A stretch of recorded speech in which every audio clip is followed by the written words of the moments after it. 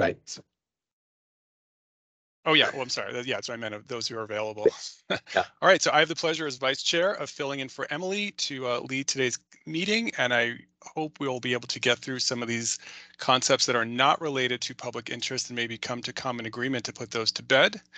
And then in the subsequent meetings, we can move forward to discussing this expanded world of public interest and what aspects of that can make it into our concept. So let's start with the agenda, get that out of the way, and then we'll move into discussing what's out there.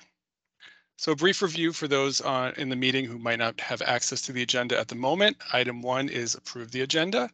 Item 2 is continue discussion of revised legislative proposals to amend ORS 192-311 through 329. Then we'll move into a public comment period. And then if necessary, we'll conclude taking 10 minutes or so to revise our placeholder language, or talk about subsequent scheduling to revise our placeholder language, gain full council approval for those concepts, and submitting those revisions to Legislative Council through appropriate channels by October 31st. Having said all that, does anyone have any revisions or additions to the agenda? And if not, can I have a motion? So moved. Second? Tyler seconds. All right, all in favor? Aye. Great, motion carries. The agenda is approved. Okay, so now today the focus of this meeting, as you all might recall, that sort of developed organically through our discussions, is we're going to try to work on all the concepts that we've discussed previously and or have general agreement to that are not related to expanding the public interest test within Oregon ORS Chapter 192. Now, those concepts all live in the draft legislative concept I submitted. However, Steve Suo has done excellent work in attempting to summarize those concepts into plain language. That concept was included in the email, or Steve's version was included in the email to you along with mine. It's posted on our website. I'm going to recommend we work exclusively from Steve's version today, with the caveat that it does not have three portions of my concept in there that I think are worth discussing, and I've included them at the end of Steve's concept, so you'll see that as we go through. And what I'm recommending is we just go through these concepts one by one, discuss them and vote on them as needed, and then move forward to the next one with an eye towards possibly getting through all of them today. Or at least a lot of them. We'll see how we do. So I don't think we need a motion, but I just want to entertain any discussion for anyone who has any issues or concerns about working through Steve's concept or hasn't seen it yet, or maybe has some questions for Steve before we begin. I guess Go ahead, Michael. Just a clarifying question. I think, Steve, what you were shooting for here is just to pull out the items that you saw for discussion, and this is not necessarily a recommendation from you, or should we take it as these are things you're recommending that we do? It was sort of a synthesis of it was an attempt to distill down what Todd had written in a more compact form. I will say also that Tyler was the one who suggested that we take this approach. So I did that at his suggestion, and we've talked further about it. And I think these are concepts that he's supportive of. They're things I'm okay with, and they're largely conforming to what Todd was attempting to get at. So hopefully we have a basis for at least a plurality of agreement. Todd, I did have one question or suggestion in terms of process. Emily, I think all of these items are related to questions that Emily put in her email to us, laying out what the business that remains. There was one thing that she included. Actually, maybe this isn't relevant, but there was one item where she asked the question about the DA-AG role in appeals of the public interest test. And that is one item of unaddressed business still. I would suggest that maybe we address that at the next meeting when we do talk about the public interest, as opposed to at this meeting. I mean, I don't have a strong feeling about it, but it seems like it's it's pretty wrapped up in the public interest section as opposed to all these other items. Yeah, Steve, I agree. And as far as I can tell, it's not in your concept. And initially, when I was looking through it and saying, oh, these ideas aren't there, I was going to put back in or add the AG part for us to discuss. But then I also realized, of course, that it's connected to public interest. And it's specifically connected to that public interest balancing test I put into my concept about when public bodies can choose not to reduce or waive fees, even when they find a public interest because of competing material concerns. And so certainly, I think we need to vet that proposal under the public interest banner before we get to the AG part as well. So yeah, I thought about that and decided to leave it out too, because I agree it's related to the public interest concept, so we should save it for next time. Okay, any other questions, concerns, comments? I do think Emily gave us a great deal of good questions to work through, but at the same time, they largely address each of the items that are already in Steve's plain language concept. So I think it makes just as much sense to try to I understand there's an appetite for plain language here, which I'm all in favor of. It makes things clear and easy to understand. And so if we already have that version, sort of like answers to Emily's questions, that then we could debate and say yay or nay about, we should probably move forward to those. But Mark, you have your hand up. I think Tyler was ahead of me. I'm sorry, Tyler. Just really quickly, did want to say that, yes, Steve and I noodled on this a little bit together in hopes of just getting this expeditiously along. And Michael, to your question, I'd characterize this as we tried to just pull out, the 10,000 foot level highlight. What's the big concept we're talking about? Where has broad consensus been around that concept, and kind of put pen to paper on that. I don't know if we're 100% on all of these, but I do think this is an accurate reflection of kind of the summary of where we've gone. And I hope that since we're coming down to the 11th hour here, I think we're going to have to start doing, thumbs up, thumbs down. Do we have enough consensus around these topics to move forward? And if we don't, we just add them to our docket next year. Yeah, well, go ahead. Mark had his hand up, so I shouldn't.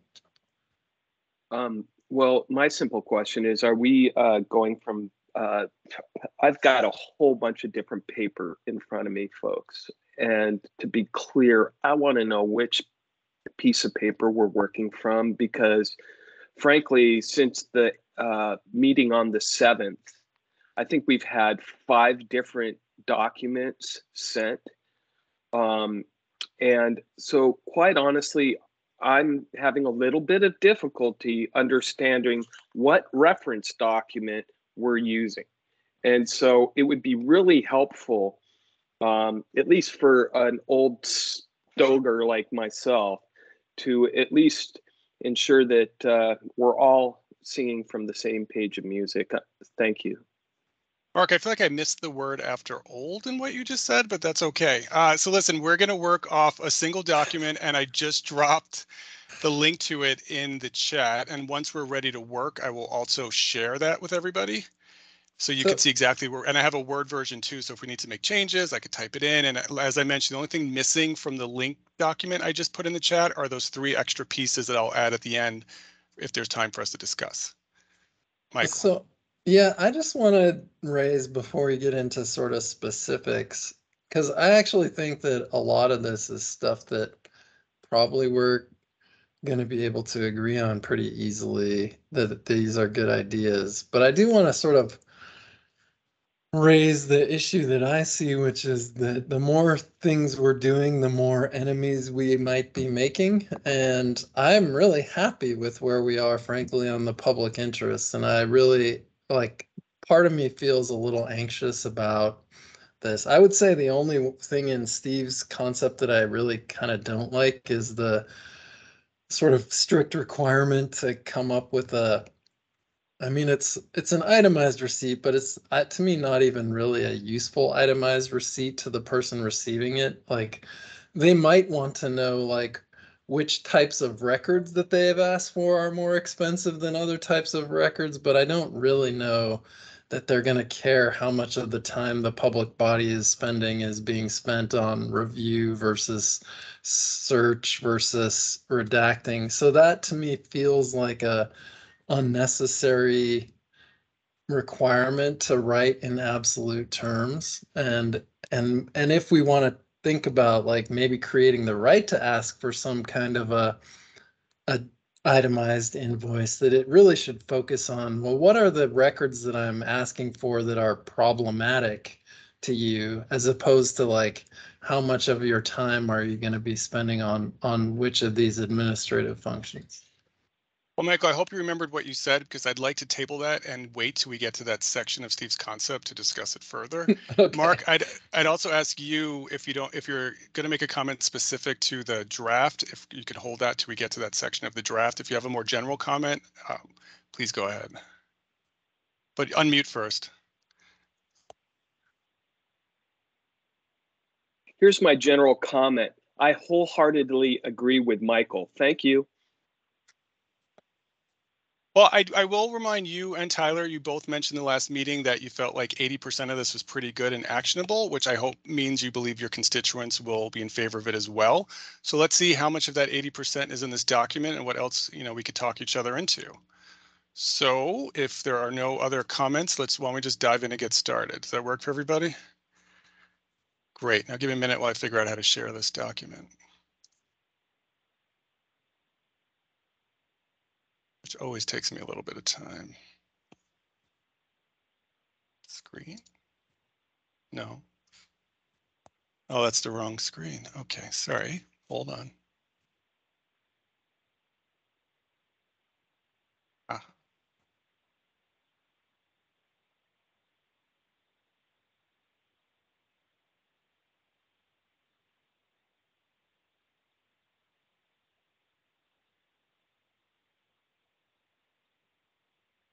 This might be it. Let's see. Okay, I believe I have the right document. All right, let's start with page 1. Can everyone see it? Is it a good size? I can't really see any of you anymore, so just let me know if you're having issues seeing it. Otherwise, we could get started. Could you make it a little larger, Todd? I will try. Did that work? Yeah, maybe like 2 more notches. Okay. I'm trying to keep, relevant sections visible, but was that good? Or should I go larger? That looks good. Okay, great. All right, so let's start with the first concept, which is, for moving forward, we are seeking to define, for sake of a better word, actual cost as specifically search, duplicate, and review public records. And then, as you can see, Steve has encapsulated what search, duplicate, and review means. These all come from FOIA. As you all know, in my original concept, as well as FOIA, these were linked to tiers of requesters, which made them specifically or purposefully meaningful. As it goes to FOIA, there was some question of whether or not this is useful here if we are not using tiers of requesters. I particularly am in favor of keeping cost as reduced to these 3 different types of elements and defining them similarly to FOIA. I think this is clear language that introduces a common vernacular that would be shared amongst all public bodies, as well as public bodies and requesters. It also, if we are going to vote in favor of creating an itemized receipt, having, again, cost reduced to clearly identifiable categories, more easily links this concept to an itemized receipt, because everyone would understand what aspects they're being charged for, and that's why they're being listed in a particular way. And frankly, if this new scheme works for public bodies, it can set the foundation for the future creation of tiers of requesters or other ways to interact with these terms that I think lays a really useful groundwork, avoids perhaps any confusion amongst public bodies, as well as, frankly, the ability for them to maybe tack on additional costs beyond these categories. So that's my take. I'm in favor of this right now, and I'm going to open it up to discussion and then a vote. So who would like to speak next? And unfortunately, I can't see you, so just go ahead and speak up and let us know your thoughts, please. This is Tyler. If I can just ask 2 clarifying questions, Todd. Mm-hmm. So one, under review, review does not include an attorney's time spent determining that sentence there. Is that from current case law? No, that is currently in ORS 192.324 subsection 4 maybe, and it's the exact same language. It just made sense in my opinion to move it up here into the definition section. So as you may know, the ORS chapter 192 currently permits public bodies to charge for the attorney time it takes to review and redact or segregate materials, but it does not allow for the attorney time it takes to essentially learn which exemptions might apply. This in absolutely no way changes existing law. It just merely puts in a different section of Chapter 192. Thank you. And then the second quick question is, did we specify, so on the last point here about hourly compensation rate, is that inclusive or exclusive of the employee's benefits? Good question. Happy to answer. We're not there yet, though. I really wanted to stick with the initial core concept of breaking costs down into search, duplicate, and review and its attendant definitions. But to answer your question, Steve's version did change from my version, which had hourly rate, to hourly compensation. As I understand it, that would include the potential to include benefits as well, which would keep the current scheme that leaves, or essentially that allows public bodies to determine for themselves if they're going to add in benefits or not. I will note, if you're looking for any sort of guidance from other states, the only other state I could find that addresses, these wraparound costs beyond hourly rate is, I believe, Michigan, and they allow public bodies to recoup up to half the benefits of a public employee, as long as that does not then exceed the actual cost of providing the records.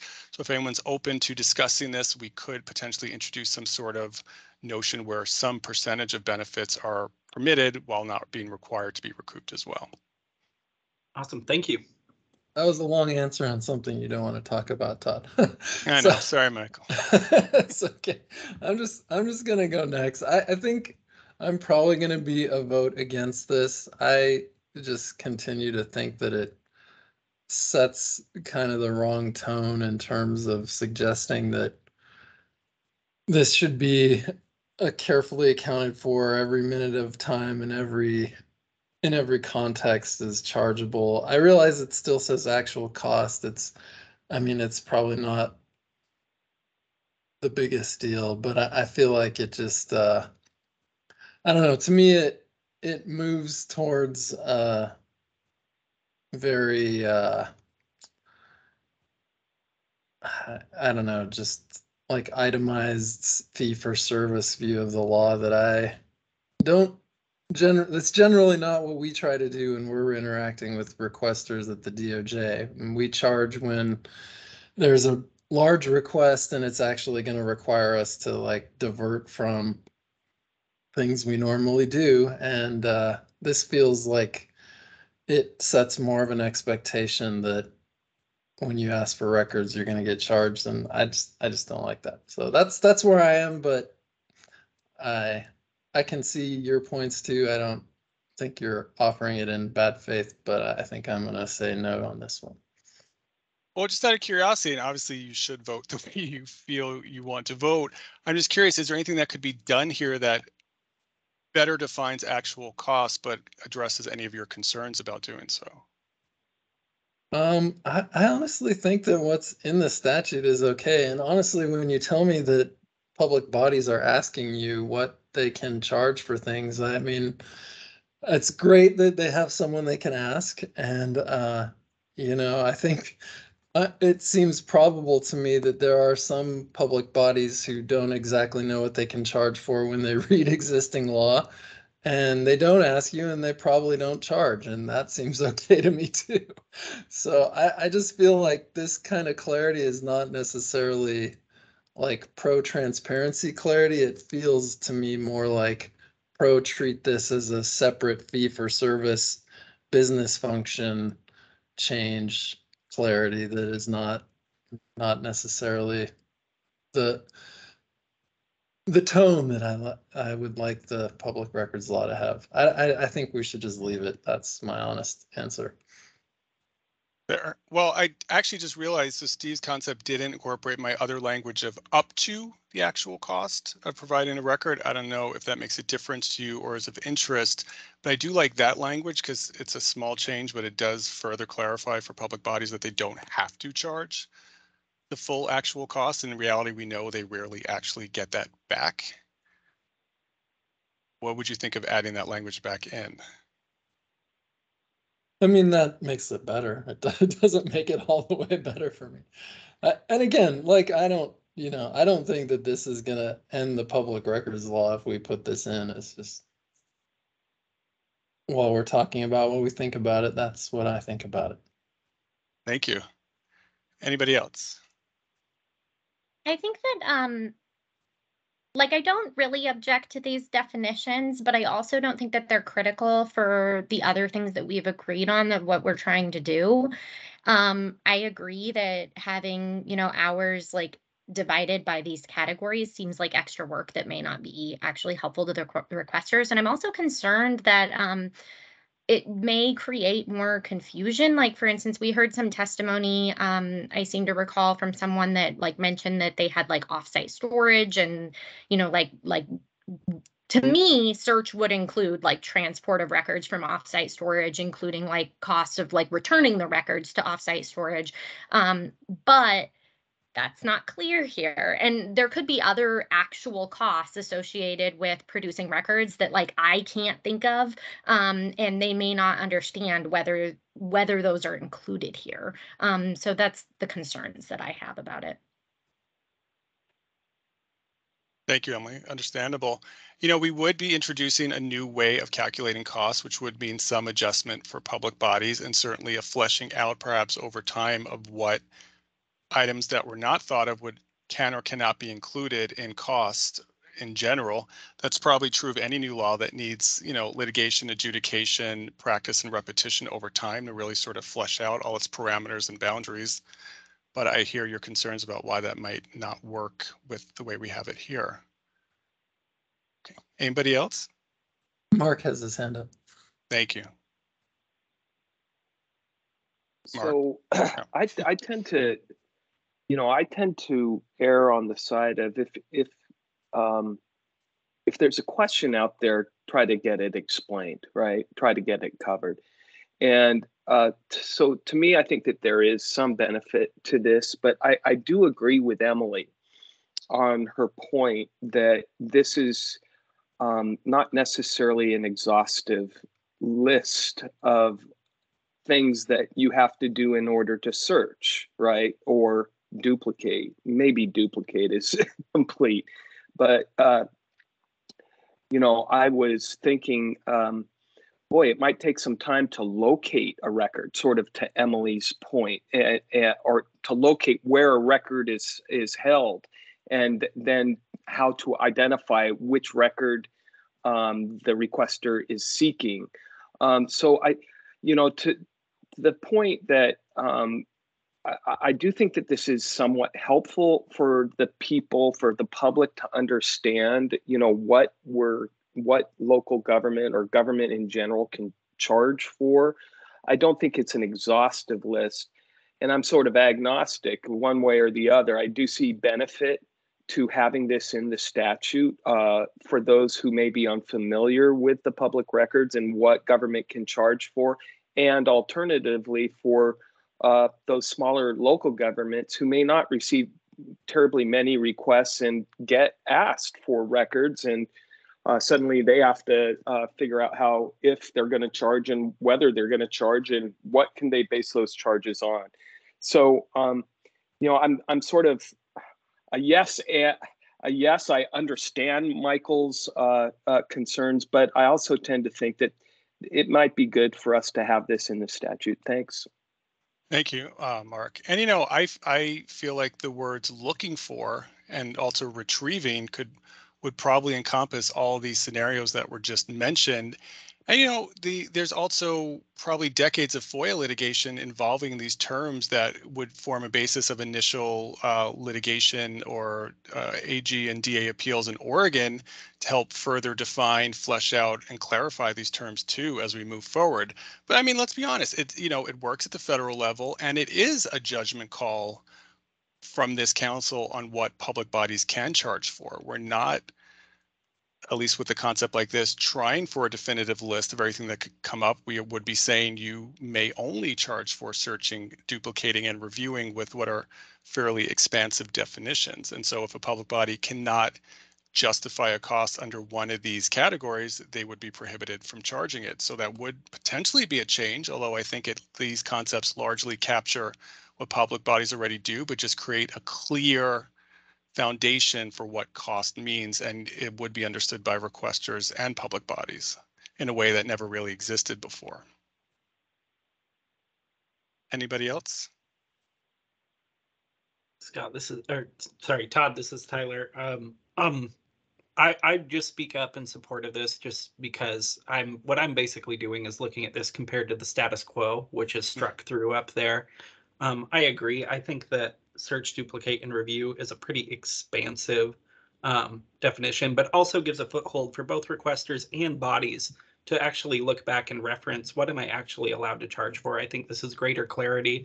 I think incorporating Steve's suggestion of just adding in the simple words of up to actual costs makes it pretty clear that you could charge. You're not beholden to recouping full actual costs. You can go further on a discount if you would like.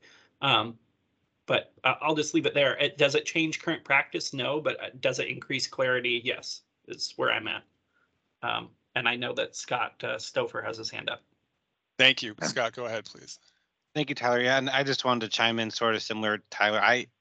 As somebody who's spent most of the last decade responding to records requests from a local government, nothing here worries me or concerns me. It is going to be different, and it'll be a period of letting folks know what the verbiage that we need to use. But I don't see anything concerning here to me, and I have also no issue with adding up to, but it also, I'll point out that the sentence starts out, the public body may.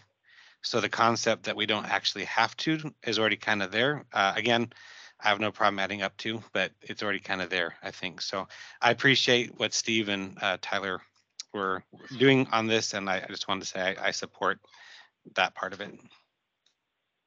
Thanks, Scott. I appreciate that point out on May. That definitely got overlooked by me and probably does regularly anyway. Okay, well, unless anyone has any more comments, I'd like to move forward with a vote or even a straw poll. But my first question is, do we want to separate out up to as a concept to vote on separate from costs may only consist of search, duplicate, and review, or are all of you okay with voting on those together? It won't change my vote either way. So I say go. Okay. But this is Steve. I'd like to propose that we do it separately, because if we vote down the three categories, I think there's still value to adding up to. Okay. Well, maybe I'll stop sharing for a minute, or I could just run through your names and you could tell me yay or nay on together. Go ahead. Todd, Mark Landauer. One question, and it's just for the purpose of this section, do we need to sort of put in a disclaimer that this is not the exclusive, so search means looking for and retrieving. Again, I don't know whether or not that is expansive enough to catch everything. So going back to Emily's point about having to travel to and from, for example, a record storage facility or something, I think we need to put in something here that says is not limited to,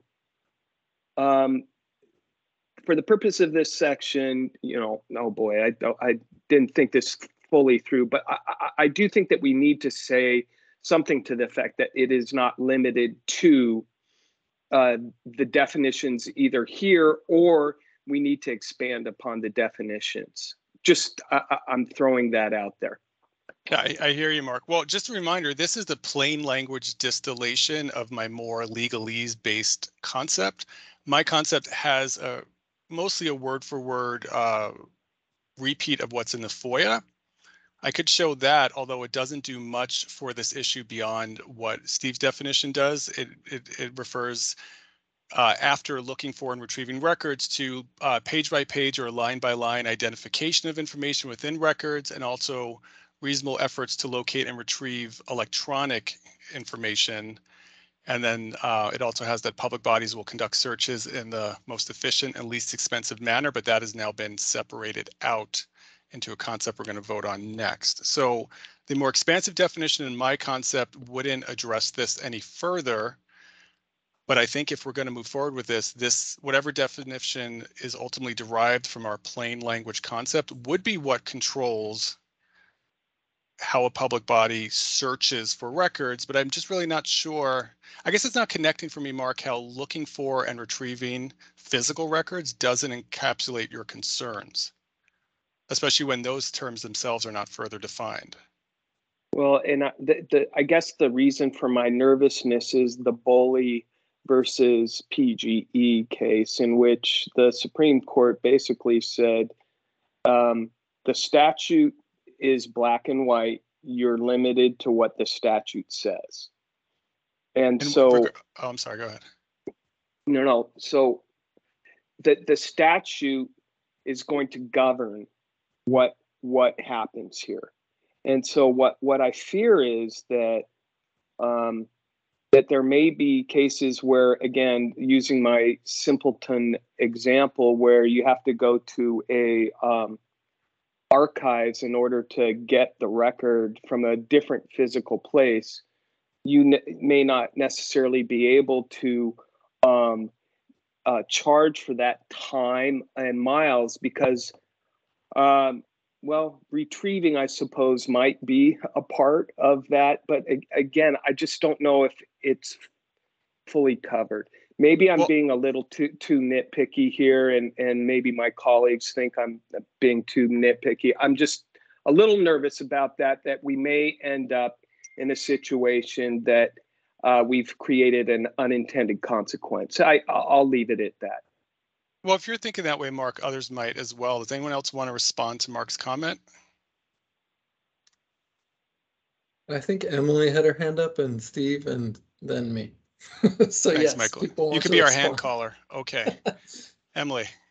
I don't know if this would be controversial, but I want, or if it would undercut your purposes of proposing this to begin with. But I wonder if we could put some kind of catch-all that, other costs incurred in connection, other actual costs incurred in connection with producing the record can still be charged, so that if a public body can't figure out, like, is this a search cost? Like we wouldn't incur this cost if we weren't producing this record, that they would still know that they were authorized to charge it. That we don't have to try to think of every single thing that might be incurred. I guess the question is, but do we want to?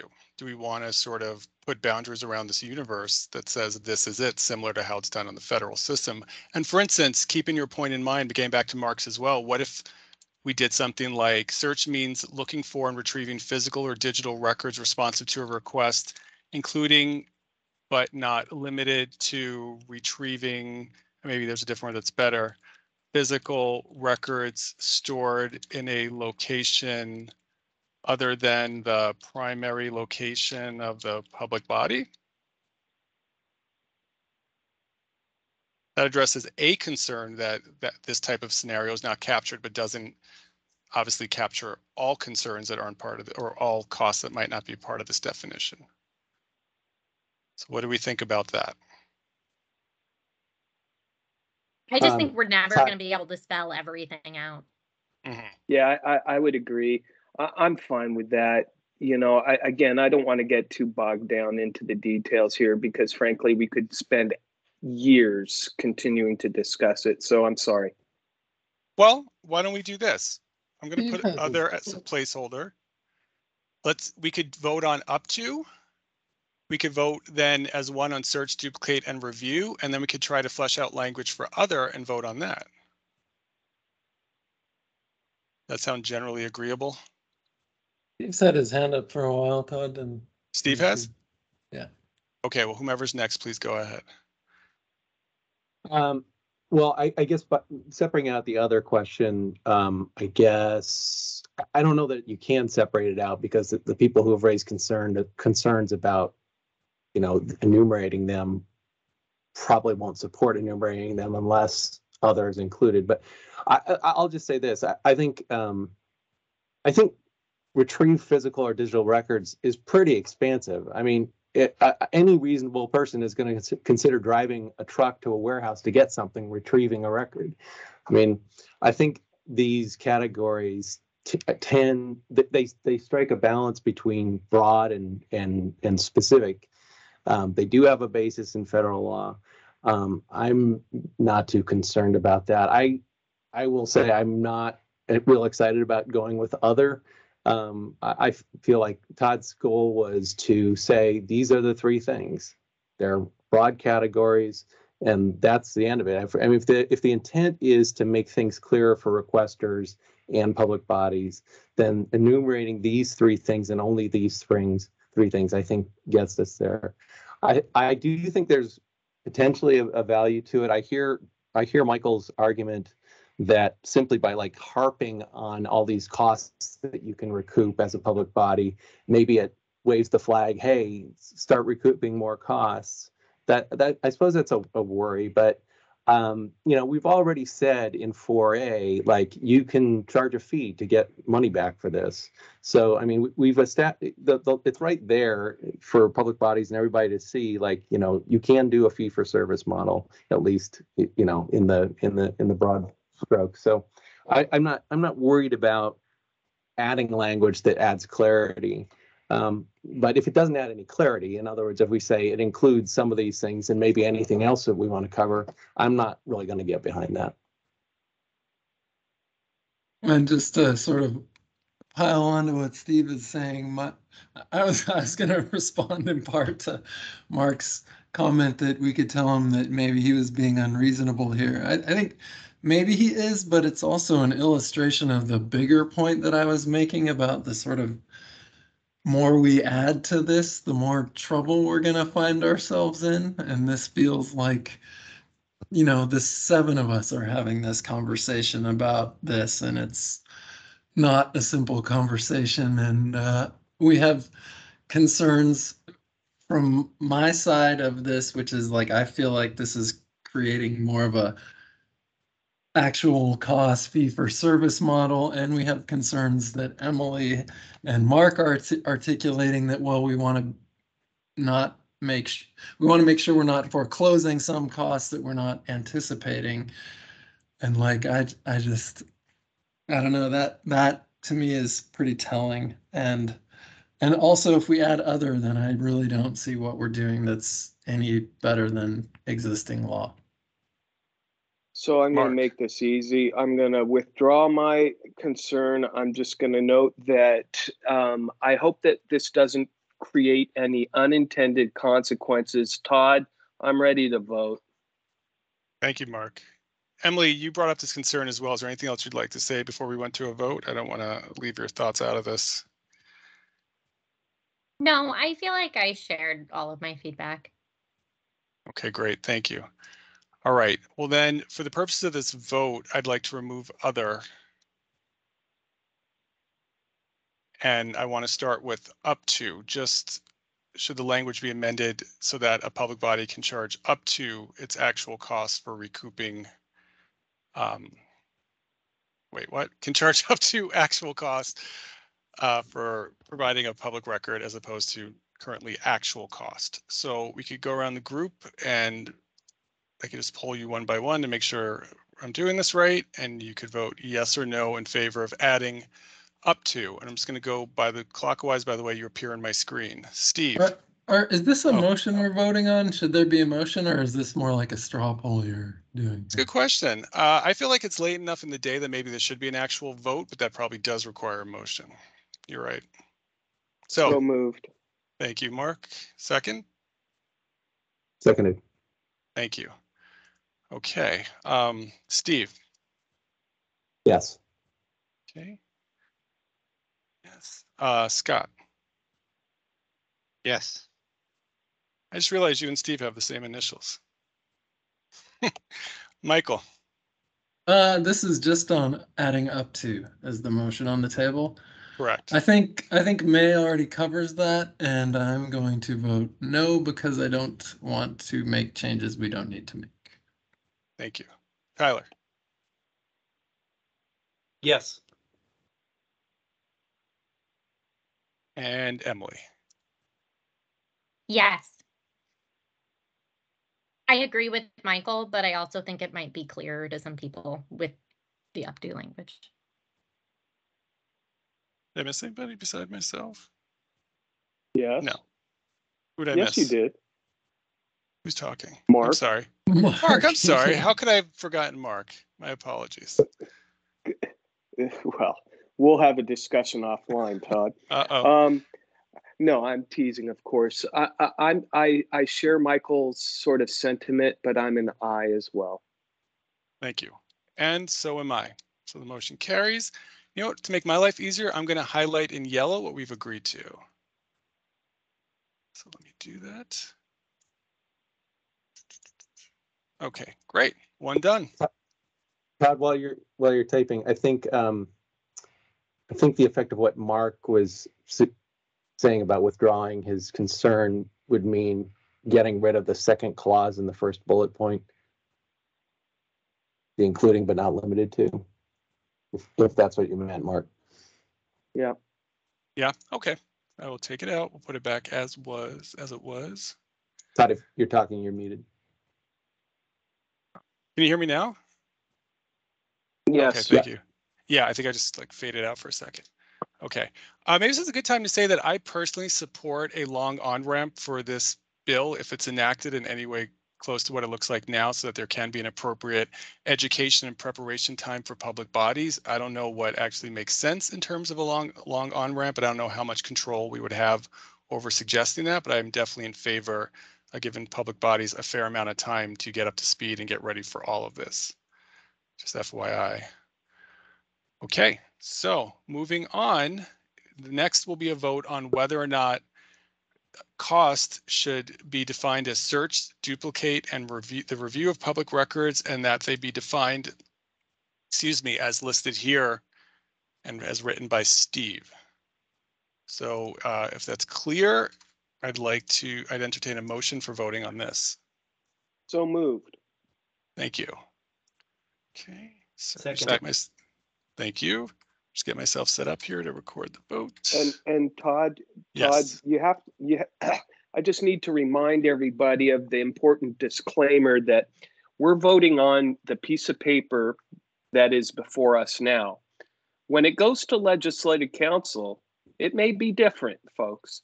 So I just again want to remind folks that Legislative Council does oftentimes modify things in order to meet their forms and format and so forth. But I'm certainly comfortable with voting what is before us today. I just wanted to make that reminder. Thank you. Thank you, Mark. That's great. And that makes me think of two things actually before we move ahead to the vote. The first is that we'll have to decide as a subcommittee or a full council, do we want to interpret this back into statutory language? And also does doing so? If we did that, does it in any way help guide Legislative Council's work so they don't have to guess at what we're trying to say by providing the essentially plain language policy statements rather than actual potential statutory language? I see some people shaking their head no. We can talk about that later, but I'm going to say we just give it to LC. And then if we want to change what we get back, we change it at that point. Like they're going to do what they're going to do. But we can have that discussion when we're ready for it. Agreed. Great. Well, you know better than me, so I appreciate that. Okay, well, the motion's been seconded, so let's move ahead to a vote. Let's start with Tyler. Yes. Okay. Emily. I abstain. Okay. Mark. I'm fine, yes. Steve. Well, I'll just say I really hear Michael's argument, and just broadly in terms of adding things beyond that. My priority is the public interest, and if we can't get there, then I think some of these things will be will be less meaningful. But I will vote aye because I don't have any staunch objections. Thank you. Scott Yes. and Michael. I'm going to just clarify what I understand myself to be voting on again. This is the starting with the strike through and then including to search all the way through the last bullet point on review. Correct. And my vote is no, Thank for you. reasons I've explained already. Yes. So noted for the record. And I'm a yes. So the yeses have it. That will be included for the time being, and I will highlight it to make sure we know that. Sorry, guys, 1 second. Okay. Next up is the idea that having said all this about what cost entails, a public body shall conduct each of these activities in the least expensive manner reasonably possible. This, I believe, I can't remember which state I took this from, but it seemed to gel well with our existing discussion of trying to streamline fees and make them as clear and direct as possible. It also, in my opinion, dovetails well with the concept from case law that a public body needs to charge the lowest paid, the rate of the lowest paid employee. And so I think it's a clear recitation of what is essentially a command that should already be part of the law, but makes it specific here. I'd like to open it up to discussion now. Mark, you have your hand up. Yes, I just want to make sure, and I'm going to look to Todd and Michael for this because I need the attorneys to sort of confirm that this is case law. Not this concept. It's the next concept of, I'm sorry, just to be clear so you know, it's the next concept of hourly compensation. That comes from case law. Okay, forgive me. Then I withdraw my question and I'll shut up again. You don't have to withdraw it. It was answered and it was a good question. All right. Thank you for making me feel better about myself. That's what I aim to do. I think that's in my statute, actually. Anybody else?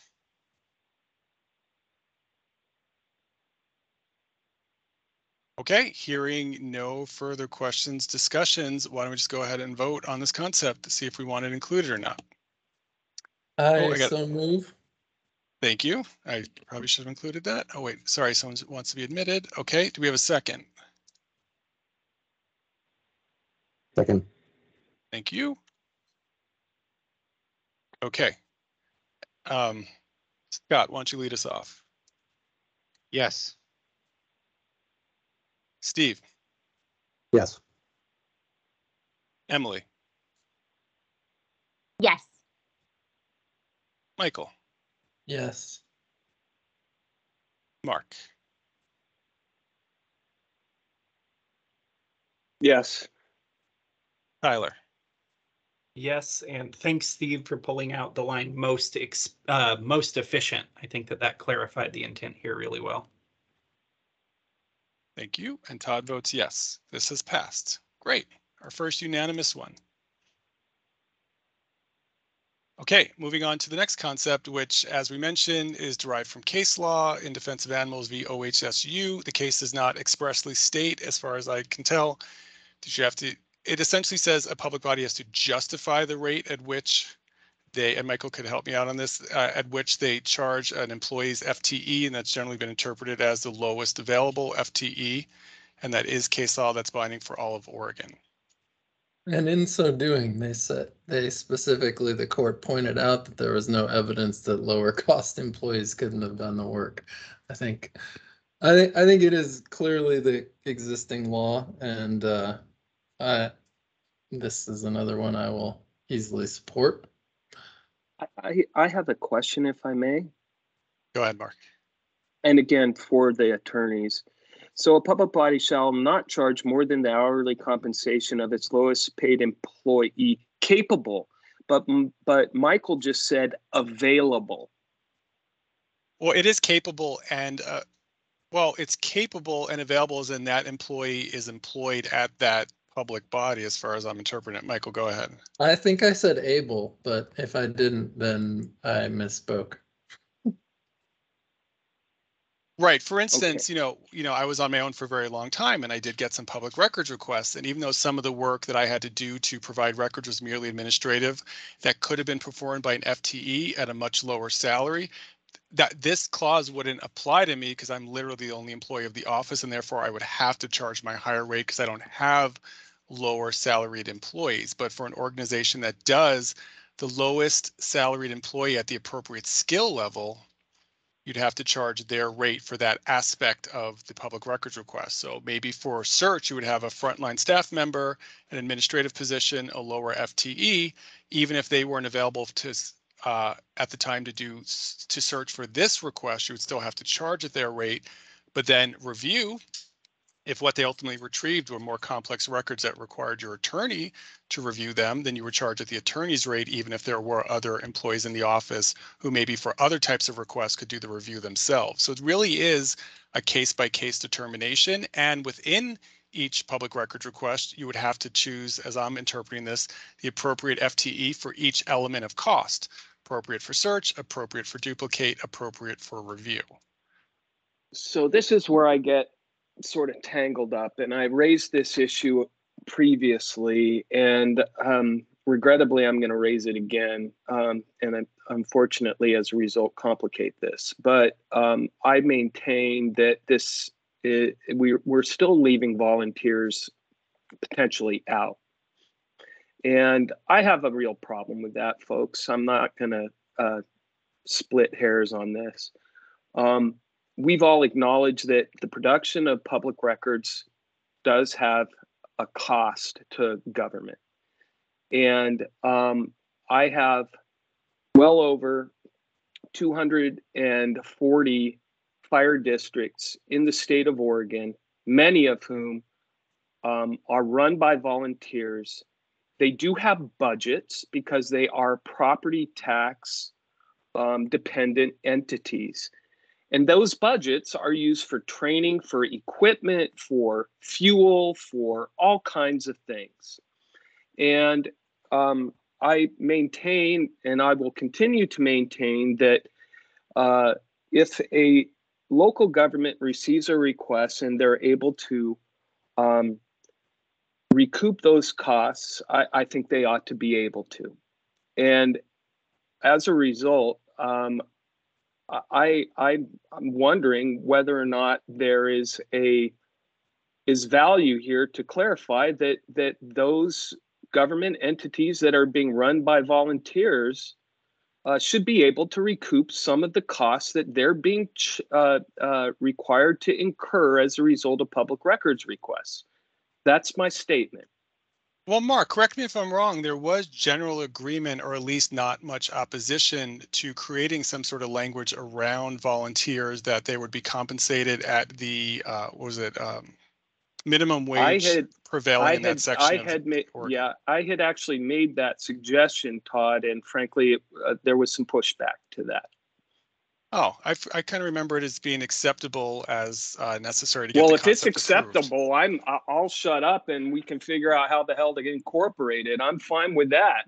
Well, let's do this because, like you said, we have so many drafts jumping around, in the mix. Even though we're focused on this one right now, does anyone feel like they can find that language that was typed out? Or if we want to take a moment, I could look for it in one of our earlier versions, because there was some language that someone provided, either you or Emily, that we can then work with here. So Mark, can you find it and drop it in the chat? I'll see what I can do, Todd. I'm not terribly technologically skilled here, but I'll do my best. Okay, and while you do that, let me just say, maybe we could put in a placeholder here regarding volunteers that then the language could be added to it later. So we're voting, since this is, plain language, and we could still flesh it out a little more detail. I'm comfortable coming back to it at a later time to hash out, and would be prepared to vote on this with the understanding that we would be coming back to address the volunteer issue. Okay, Tyler. Just a quick observation. I'm wondering if what we didn't just approve might take care of this. If this is if it's status quo, if this is reflected in current case law, but we just approved saying that the public body shall conduct each activity in the least expensive manner reasonably possible. Is this redundant at this point? You know, I'd rather include it. I don't think it's entirely redundant, in part because this case law has been out there for a little bit of time, but doesn't seem to be always acknowledged by public bodies. So I'm in favor of a little more of an explicit command when it comes to this. And, you know, some case law, it's easy to ignore or forget if it's not then written in the statutes later. But let me try something here, and you can tell me what you think, and that could be part of the concept we vote on. So unless anyone else wants to suggest language right now related to volunteers. How about for a public body whose only staff consists of volunteers, the actual cost for a public body to complete a request shall consist of, or let me just write that and then we could change it, consist of the prevailing minimum wage state, minimum wage. No, do you want to take out prevailing? That's good. That creates a whole nother dynamic, Todd. So take that out. Okay. Consists Emily's of the just minimum got some wage. language over here. Hey, Todd, Emily typed something in the chat here. Okay, good. Thank you, Emily.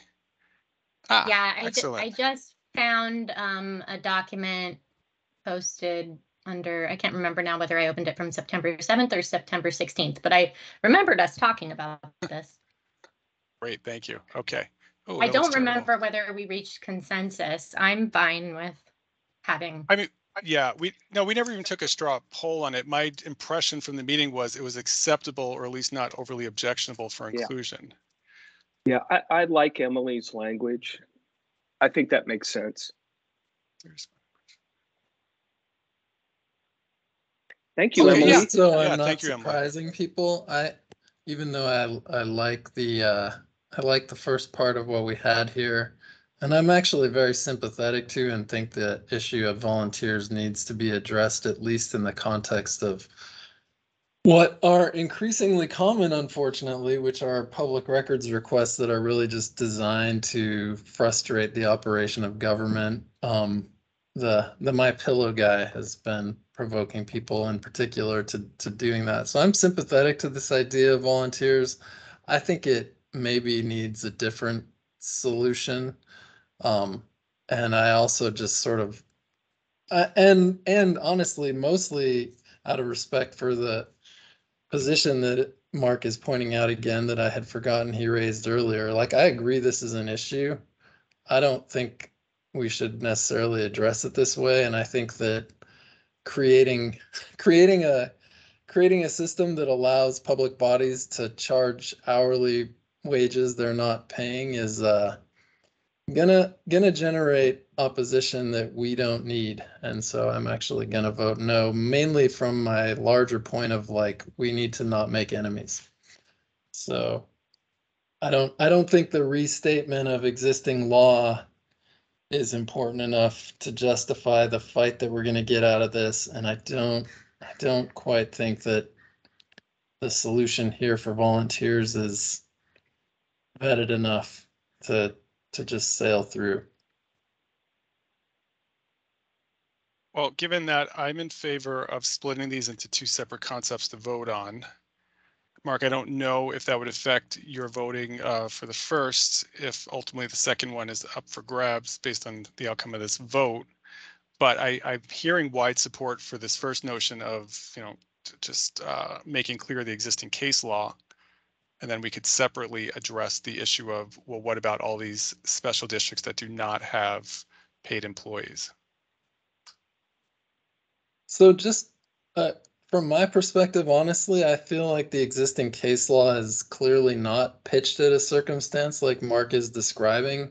And if we leave this out of the statute entirely, there would be some room for volunteer-run organizations to try to make some kind of case to figure out some way of dealing with this in court potentially. So I think I don't want to foreclose that in what we do either. So I think, honestly, I'm just going to vote no on both of these, whether you separate them or not. Just clarifying why. Wait, maybe I'm just not understanding, Michael. Why would you, and again, I'm not trying to influence your vote, but why would you vote no on the first part?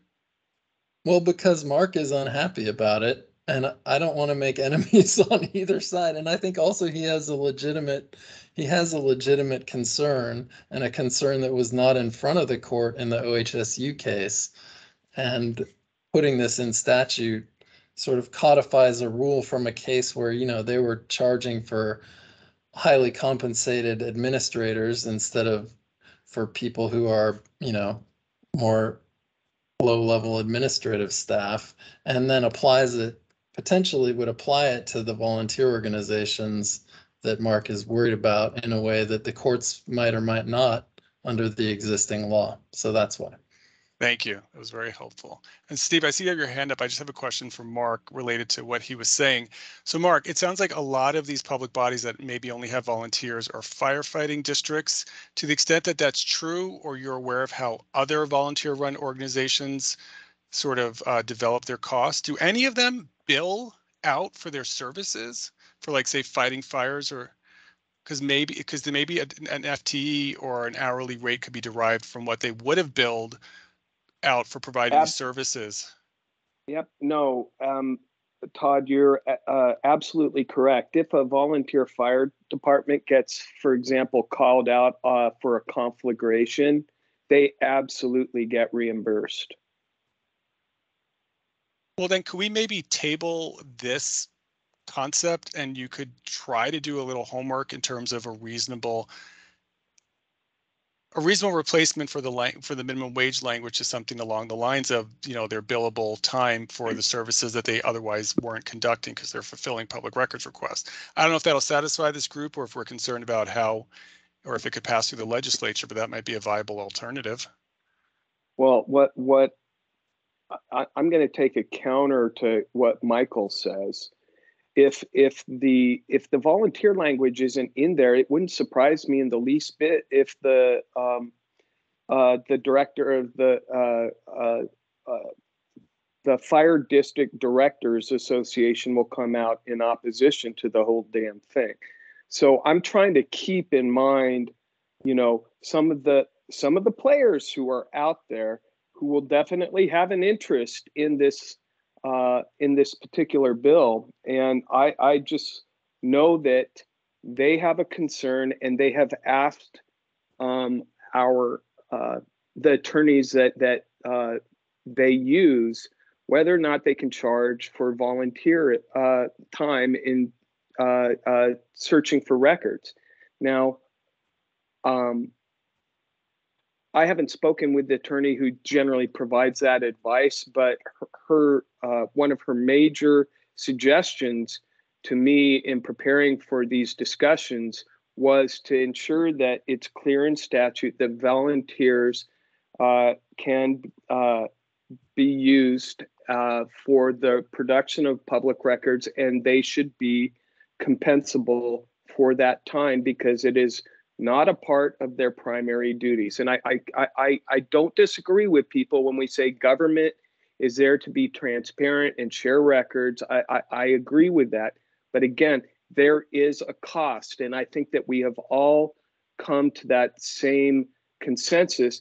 There is a cost with this, and it detracts those individuals at that fire department from doing what they would have otherwise been doing. So I'm just in this little bit of a pickle. And Todd, to get to your question, we can vote on these separately. It's not going to influence the way I vote on the first topic. I think that there's a benefit to that. But again, I still believe that we've got an area of statute that is unclear, that a large number of my members struggle with, and I'd like to clarify it in statute. And I'm trying to be I'm suggesting a minimum wage for the location where the fire department exists. Most of these are in the third tier of the Oregon's minimum wage. And I know it's not a lot of money, but the bottom line is, as I stated previously, it does cost them money one way or the other. And I'd like to get this resolved. Thank you. Thank you, Mark. I just want to do a time check. It's 2:36 p.m. I do want to leave time open for public comment. But Steve, you had your hand up and now it's down. Do you want to say anything? Well, I think we should vote soon, but I also know that Emily has her hand up, so yeah, that's my only thought. Thank you, Emily. I'll just try to be quick. For me, it's really hard for me to imagine the addition of, volunteers being able to charge minimum wage being like a huge poison pill. Because I mean, volunteers, that's got to be like less than 0.1% of the public records that are produced in the state. Like it's a tiny, tiny issue. To me, it makes more sense to satisfy a voice that could come out in opposition and be able to provide something for them. And I also don't think that in most cases that they're going to be charging, like, if somebody wants like a couple of things, they're like, if it's going to be a hassle for them to charge, they probably are not going to charge. It's if, they're getting like these huge requests or they're dealing with like one reoccurring vexatious requester and they're all volunteers, where they're going to want to have something like this. So that's why I support it. Thanks, Emily. Okay, well, I'm still in favor of voting on these separately, and I think we're ready to do that. So do I have a motion regarding voting on a public body shall not charge more than the hourly compensation rate? Thank you, Mark. Seconded. Thank you, Steve. Okay, Emily, lead us off, please. Yes. Thank you. Michael? I'm voting no because I think putting this in statute invites a solution to the volunteer problem that is going to create other problems. So on the theory that we want as few enemies as possible, I would leave this out entirely. Thank you. Scott? Yes. Tyler? Yes. Mark? Aye. Steve? Yes, because my understanding of what Mark just said is that we're going to have to address the volunteer issue whether or not we adopt this language. It's a concern that has been brought to his attention independent of establishing the hourly compensation. So again, aye. Great. And I also vote in favor. So it passes and we will be adding this to our concept. Okay, now we've already, I feel like, extensively discussed unpaid volunteers as well. And given the time, this might be where we want to pause after a vote on this section. Before we do so, Mark, I just want to make sure you feel like you've been fully heard. And if you had any interest or desire in switching from minimum wage to something along the lines of the rate that the public body would have charged for its services to provide its core services.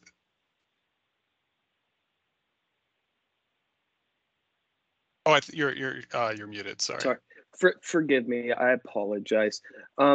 Look, all I'm seeking here is clarity that a voluntarily run local government can charge for the time that is being spent by those volunteers to search, duplicate, and review. Although the review part is largely going to be by an attorney, as we all understand. I just want to be able to point to statute to say, yes, you can charge, and this is what you can charge. Whether it's minimum wage or something else, fine. Great, thank you. Okay, do I have a motion to vote on this section regarding unpaid volunteers? So moved. Thank you. Second. Thank you. Mark, lead us off, please. This should be difficult to believe. Aye. Thank you. Steve? Aye. Tyler? Yes. Scott? Yes. Emily? Yes. Michael? This may be a great idea. It feels insufficiently vetted with other stakeholders and outside groups. I say no. Thank you. And I'm in favor because I believe this is a de minimis cost that represents a small amount of public records requests, and tying it to the prevailing minimum wage in that location, not prevailing, but that section of the state's minimum wage, I think will also further reduce the cost for providing these records. So I'm voting aye as well, and the motion carries. Okay, we could try to spend 9. Okay, let me just say this. So the last thing on our agenda is scheduling further work, but it's clear we're not going to get through this concept, let alone get to public interest in time for the next meeting. So I think it's worthwhile jettisoning that part of our agenda, maybe taking 9 more minutes to work through at least one more concept, and then use the remaining time to hear public commentary. So let's see. So how costs may be itemized in Steve's draft is its own section. It consists of 2 ideas. The first is that the fee components for searching, duplicating, and reviewing shall be itemized for the requester in a fee estimate before the payment of the fees is sought, as well as in a final statement listing actual costs of completing the records request. And then the second related concept is that estimates and statements shall include A, the number of hours worked in each of the activities of search, duplication, and review, and B, the hourly compensation rate of the lowest paid employee who is capable of each activity of search, duplication, or review of the public records in the particular instance, regardless of who actually performs the labor. I am going to suggest we vote on these separately because I think it's possible we could agree to the necessity of creating an itemized receipt without necessarily agreeing on what should go into that receipt. But that being said, Tyler, you have your hand up, so go ahead, please. I just wanted to, I know that over the past few months, I've been the one kind of pushing for the idea that if we had clarity, we could have something akin to this itemized receipt. And I just wanted to say, hearing Michael's concerns, which I wholeheartedly agree with about political realities of putting things in, that if we're just clarifying existing practice, we might miss some unintended consequences.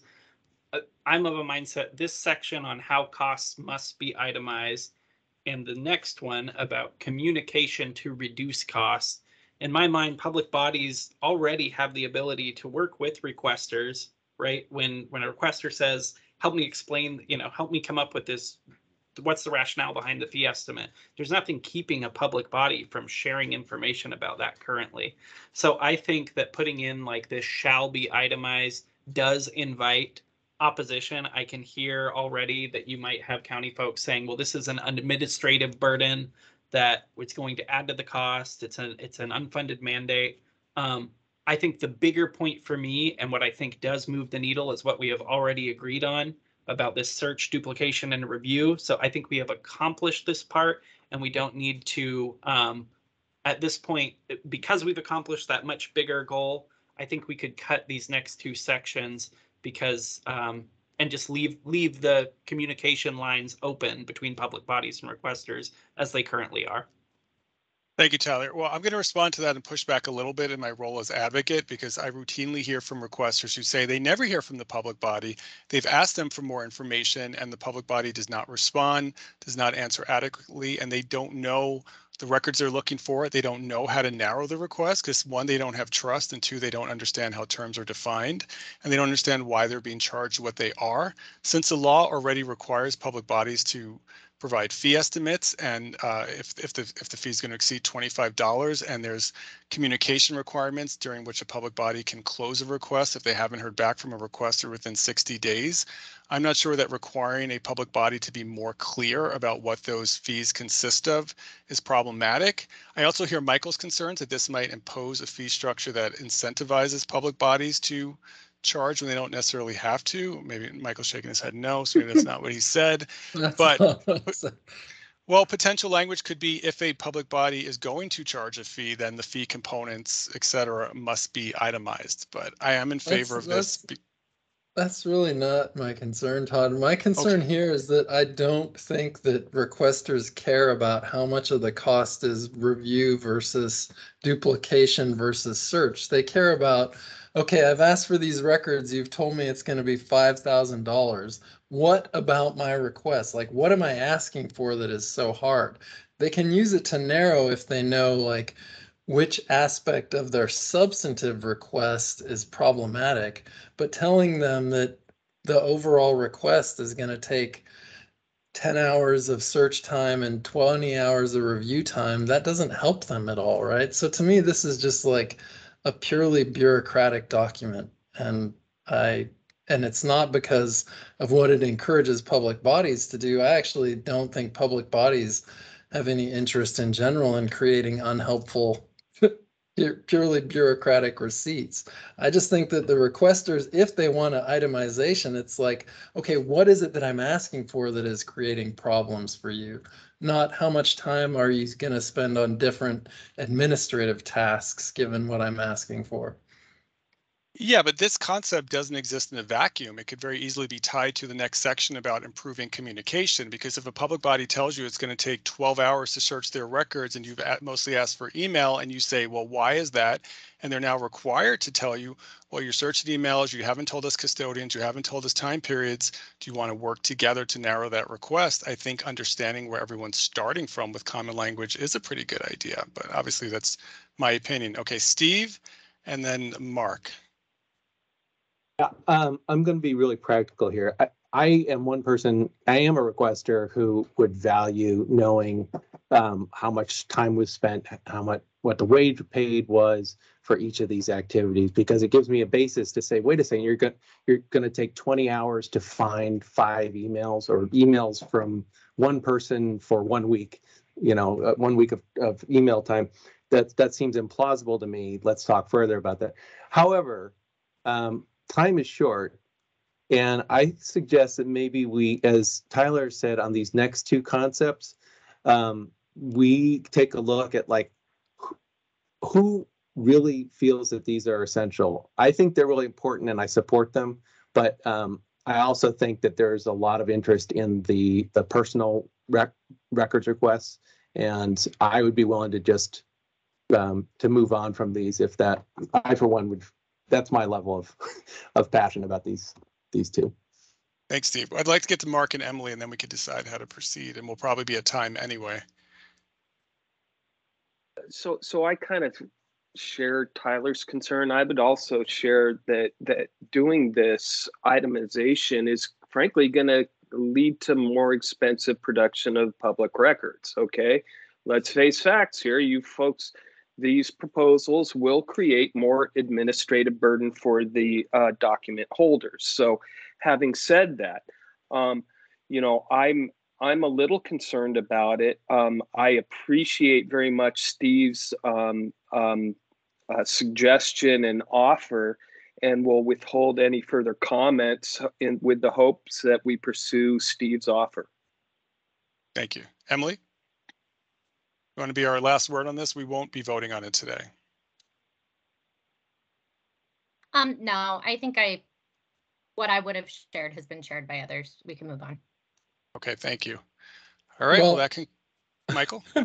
Chair, I think I want to move that we strike these 2 sections from our working document. Can I just move that, or do I have to be invited?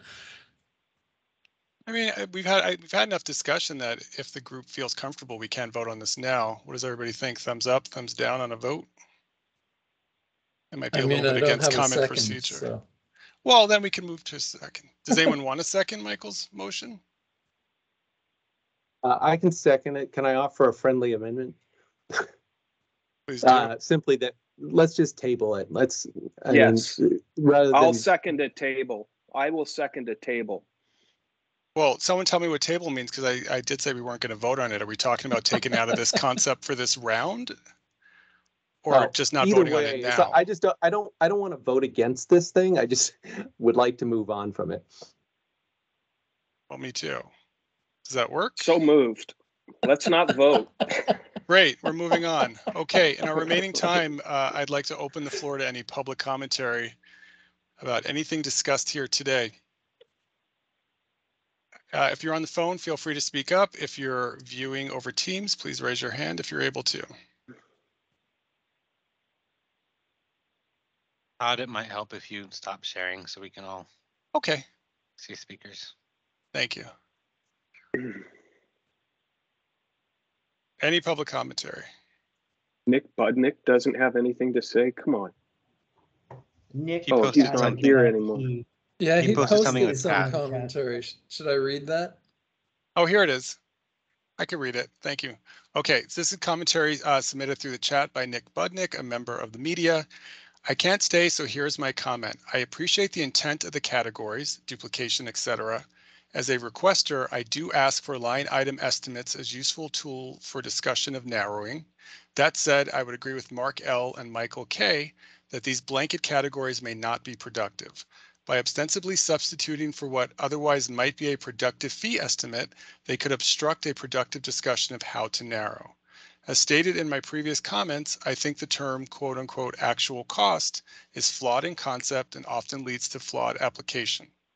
Thank you for your efforts on this important issue. Okay, anybody else? This is Alan Kessler. May I comment, please? Hi, Alan, please go ahead. So again, I think that we're in a world where there are two extremes. Most public bodies, I think, behave well and usually don't charge fees, usually give records when asked. A few engage in malicious compliance. So in terms of creating more specific requirements, like requiring every request to include line item, I don't think that is particularly helpful. But having the ability as a requester to have an explanation, a reasonable explanation, and I think we should leave it as a reasonable standard so that the court can ultimately review the behavior of the public body and see if they were trying to cooperate or if they're trying to obstruct. And I think that is, if we make that explicit, the public has a right to a reasonable explanation of the costs. We can litigate and figure out what that is. And I think most public bodies steer well clear of that line, and the ones that want to walk right up to it are going to get burned. Thank you, Alan. Anybody else?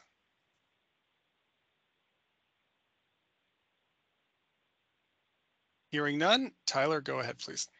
Oh, just in response to Mr. Kessler, and thank you for the comment. I mean, that sounds to me, and I'm not trying to introduce new things right at the end of our discussion period, but you know, if there was something about like a shall upon request, clarifying that yes, upon request, you do have to respond to this person and work with them, and leave it pretty loosey-goosey from there, but that seems totally reasonable. Well, I feel like that addresses the communication requirements we have lower, but does that mean you would be in favor of not requiring any sort of itemized bill even upon request? Well, I think if rather than calling out like what we have proposed here, which says, you know, you shall be itemized, I know that that's going to create a fiscal for any agency that suddenly has to create this new document. I think what we're trying to get to, right, is just better communication. Not so much create a new document. We're just trying to say, hey, when somebody asks you, why the heck is my bill $5,000? Yes, you shall answer them to the extent reasonable. And I agree with Mr. Kessler, put in a reasonable standard on there, then we can sort out what's vexatious and what's not. Well, maybe just for my own education, then how does this new requirement differ from the fact that public bodies already need to know what they're going to charge a requester and have to tell the requester what they're being charged in order to collect that fee? Isn't this just a slightly more detailed version of the existing requirement? I mean, at least that's how I see it. And I understand what you're saying, that it might represent additional work for public bodies, but I'm not sure how this represents extensive additional work.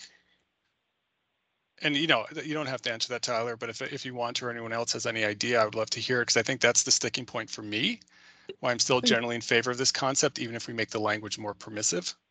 But Michael, go ahead. No, Emily had her hand up. I was gonna. Oh, I thought you were answering my question, but okay, Emily, go. Regarding that, I think that for one, by introducing the new categories, you know, they may be used to providing estimates of hours, but not within those specific categories, and like then trying to break down like how this fits into this, like it just feels like it would be a steeper learning curve and create a little bit more difficulty for them to do it that way. I also wonder if maybe it would make sense. I like the idea of it being available upon request, and if it would make sense to say that, you know, when an estimate is provided, that they should be providing like a generalized statement of, you know, how they can contact the public body to determine if there's a way that the request can be narrowed to reduce the costs. I wouldn't want any teeth if the public body like messed up and like forgot to include that statement. But if there was just like a generalized instruction that was included with all fee estimates, that seems like that would be most helpful to people. I hear you. Although, you know, this makes me think this is essentially a government service, right? And would you ever pay for any other government service that you didn't know really fully what you were paying for? And if that's already essentially the common practice, I mean, of like public bodies telling requesters what they're paying for, I still don't see why it shouldn't be spelled out in more detail. And that's just kind of where I'm at. Oh, Mr. Kessler? That assumption's wrong, though. That's not the common practice. At least in the egregious cases, the public bodies are digging in, being opaque. I mean, even in litigation, I haven't always gotten exactly who they charge because I don't think they keep billing records at the city of Portland, for example. I think that's not the practice. And making it a requirement that if you ask, okay, reasonably justify your fee, that the public body do it in real time and not wait for you to get to court, and make that appealable to the district attorney or the attorney general, I think it's going to move the ball a lot. And that last point, making it appealable to the district attorney has basically washed his hands in Multnomah County of this. Thank you. Okay, with 4 minutes to go, let's hear from Steve and Michael, and then I'll entertain a motion to adjourn. Yeah, I just wanted. I think that's valuable information from Alan Kessler. I will remind us that we tabled this topic, so I was wondering whether we had just a few minutes to touch on the personal records requests. Just some way of gauging the temperature of support for the language as stated. Well, is that? I don't. I'm sorry. Hold on one second, Michael, because that's not. Oh, it is in here. Sorry. Because it's currently included as part of public interest, and I think there's a larger discussion of do we want sort of a modern interpretation of public interest to include things like this. I have really strong opinions as to why we should. I know there are feelings in the other direction as well. I think ultimately getting to some sort of waiver of reduction for personal records is more important than what we call it. But right now, given that that's page 3 and we haven't even touched personal interest yet and have some other concepts to get through, I'd like to table that discussion for the time being. And I see that we have a comment from a member of the public in the chat. Mindy Lane from the Water Resources Department. I believe that's the name of your agency, and I'm sorry if I said that wrong. She says, I have an Excel spreadsheet with formulas for staff time, and what work would be performed. This is how I develop my cost time estimates. It is kept with the record request and available to requesters when they have questions about what they are being billed for. Not sure if this is helpful for anyone. Thank you, Mindy. It definitely speaks to one process that already exists for a public body. Okay, Michael, go ahead. Why don't you finish us off here with comments? Well, I was also going to say, I think I would support something like what Mr. Kessler recommended. It seems like more likely to be useful, that it's driven by requester demand or desire, even demand in the sort of economic sense, and that it allows for actually getting into the explanation that I think usually is going to be important, which is like, what am I asking for that costs so much? I think it would address Steve's example, although honestly, Steve, if they told you 5 emails is $5,000, I think you have the same question whether you know the line item of the 5 emails is $5,000 or not. So I just feel like it's a more useful tool to me than a line item in every case where it may or may not be necessary. So I think it's a great idea. Thank you, Michael. Well, then I'm going to recommend that everyone come with potential language about how this could maybe be changed in response to what we've heard and still garner group support to include it. It's a concept I generally favor. I would like to continue advocating for it, but not today. So thank you all for your work today. We've made impressive progress. We've completed nearly a page and included very important ideas that we will continue to work on. So having said all that, our next... Oh, yes, Mr. Mark, go ahead. Go ahead. Oh, Mark. I think you were about to say when our next meeting was. I was. Forgive me. Thank you so much. No, I appreciate the check-in, just to be sure. We are meeting next Thursday, the 20th at 3 to 4:30 p.m. So check back in with us then, please. And for the members of the subcommittee and the public, if you have any alternative language you'd like to see in these concepts, please consider submitting them in writing ahead of the next meeting so they can be incorporated in the record, and or for subcommittee members, come ready to discuss them. So do I have a motion to adjourn? So moved. Second? All in favor? Great weekend, everybody. Aye. Thank you. You too. Bye. Right. Thanks, Take Todd. care. Thank you.